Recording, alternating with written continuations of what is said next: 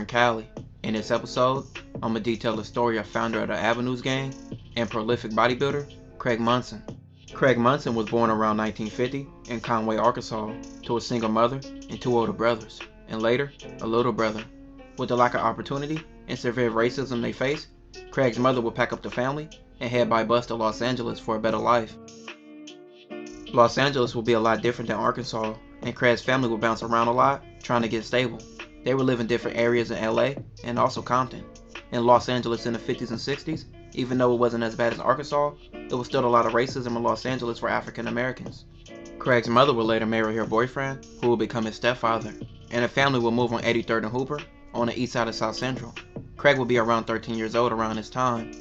Craig would fast become adapted to his new neighborhood and make a lot of new friends, and hanging out with his friends in his neighborhood would be the first time he would start lifting weights. Craig would attend Charles Drew Middle School, and his love of bodybuilding would show.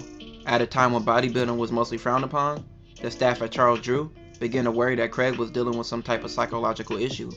The school's vice principal quickly notified Craig's mother and stepfather and asked them to come to his office for a private meeting.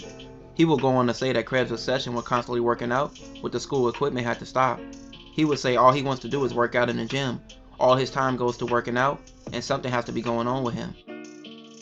But it was nothing wrong with Craig. He just really enjoyed working out. Realizing the determination, commitment, and dedication her son displayed for weightlifting, Craig's mother decided to buy her 13-year-old son his first set of weights. Outside of working out, Craig loved football, which he was on several teams, and played in his neighborhood.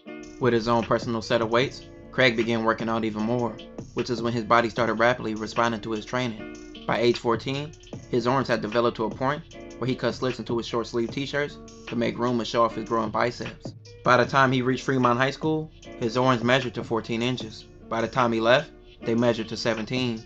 Craig wasn't into playing football at Fremont, but soon realized that bodybuilding, not football, was his true calling.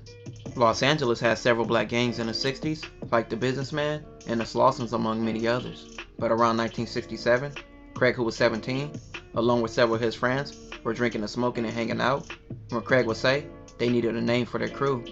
Craig would come up with the name, the Avenues, with them being on Hooper Avenue. The Avenues would be comprised of several of Craig's friends who lived in the neighborhood, and that was numerous of young teens from surrounding streets. Craig's name began to ring bells off his physical presence, putting fear in many people, just off his appearance, but people who tried him would pay for it. This was a long time before guns was constantly used, and it was all about fighting and using your hands, and Craig was good with his. People started to call him Big Mons because he was known to knock people out.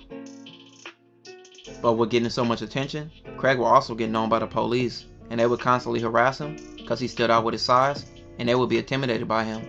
They would always point him out, and this would lead to things like the police picking him up and taking him to an alley and sticking a shotgun in his mouth to put fear in him. Craig didn't take any nonsense from anybody, and this led to him getting kicked out of various high schools. He would even get kicked out of a school for knocking out his teacher. He would be arrested after school, and he would go to camp to serve his time, which he would do several stints in jail. After getting out, Craig would go back to running the Avenues, which the gang wasn't like most gangs in later years. The Avenues just partied, hung out, and worked out, and sometimes they would get into altercations and whoop ass. Craig would later meet the future founder of the Crips, Raymond Washington, around 1968, when Craig was 18 and Raymond was 15. Raymond was known to have a smart mouth and always talk slick, which Craig despised. It would go all bad one day when Raymond kept making jokes at the expense of Craig's mom, which led to Craig slapping Raymond Washington. Raymond, who wanted to be a part of the Avenues, would be told not to come back around. Raymond would respond by saying, "I'm making my own gang." Craig, from his own words, would say, "What you gonna name it, you little Crip?" with Raymond having a limp, and that would be the name that Raymond Washington would later choose for his gang. They would be called the Crips. Craig would later be arrested when he was around 20 years old in 1970. An intruder, who had just been released from jail days prior, would break into Craig's home when he thought Craig was gone. The intruder was armed with a hammer and ransacked the home. A scuffle would quickly break out, and Craig got hit in the head with his hammer. During the melee, Craig was able to wrestle the hammer away from the intruder and began using it on him, which resulted in the man's death. Craig's friend would later snitch on him, but Craig was trying to figure out a way to dump the body. Craig saw this as an unfortunate unseen event as he was protecting his household, and he thought this was self-defense, but courts disagreed and charged him and convicted him of involuntary manslaughter. In 1971, He would go to Tracy, then San Quentin State Prison, where he continued lifting weights, and he would gain 22-inch arms. Craig wouldn't be released until 1975. By the time that Craig was released, the area he grew up in would be completely different. The avenues would be no more, and Raymond Washington, who he once slapped, would be the leader of the largest black gang in Los Angeles, the Crips. After being released from prison, Craig would do something most people wouldn't expect. He became a hairdresser. With him growing up having barber experience, he was naturally good with doing things involving hair, but he also continued lifting weights. Craig would even have a relationship with some Crip leaders, like Stanley Tookie Williams, who Craig would often work out with. Tookie looked at Craig as a big homie and a person he admired, especially on a bodybuilding scale. Craig became a regular at the pit in Venice Beach and always entertained large number of crowds.